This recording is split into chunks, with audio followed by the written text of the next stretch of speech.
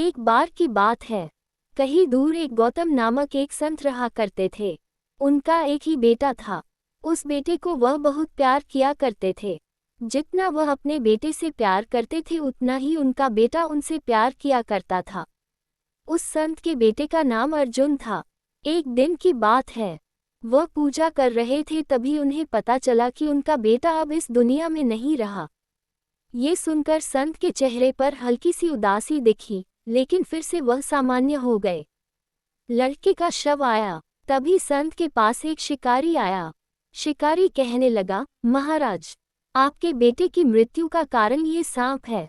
इस सांप ने ही आपके बेटे को काटकर मौत के घाट उतार दिया। अब आप ही बताएं कि मैं इस सांप के साथ क्या करूं? क्या मैं इस सांप को टुकड़ों में काट कर मार दूं, या फिर गर्म तेल में डालकर जला दूं? संत महाराज ने कहा, आप इसके साथ कुछ भी न करें। हमारा धर्म यह नहीं कहता है कि किसी को मारा जाए। अब इसको मार देने के बाद भी मेरा बेटा जीवित नहीं हो सकता है, तो फिर इसे क्यों मारा जाए? इसको जो अच्छा लगा उसने वह किया। संत और शिकारी की बात को सुनकर सांप भी इंसान की भाषा में बोल उठा। सांप ने कहा, महाराज, आपके बेटे की मौत का कारण मैं नहीं हूँ, बल्कि मृत्यु के देवता ने ही मुझे बढ़ावा दिया कि मैं आपके बेटे को डस लूं, और मैंने आपके बेटे को डस लिया।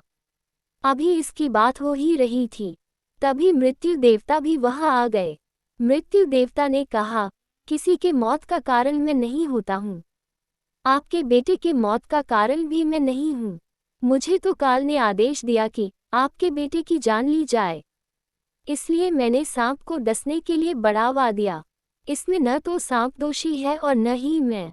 काल के अनुसार ही यह धरती चलती है। काल जो चाहता है वही होता है। हम सब काल के अनुसार काम करते हैं। तभी वह पर काल भी आ गया। काल ने कहा, मैं भी किसी काम के लिए जिम्मेदार नहीं हूँ। जो कुछ भी किसी के साथ होता है उसके लिए उसका कर्म ही जिम्मेदार होता है। इस लड़के की मौत के लिए इसके पिछले जन्म के कर्म जिम्मेदार है। जो भी जैसा कर्म करता है उसे वैसा ही जन्म और मृत्यु मिलती है। इस कहानी से हमें ये सीख मिलती है कि हमें हमेशा अच्छे कर्म करने चाहिए। कर्म के अनुसार ही हमें फल मिलता है।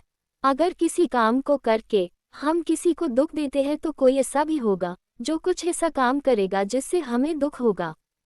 वही अगर हम कोई काम करके किसी को खुश करते हैं तो कोई ऐसा भी होगा जो कुछ ऐसा काम करेगा जिससे हमें खुशी मिलेगी।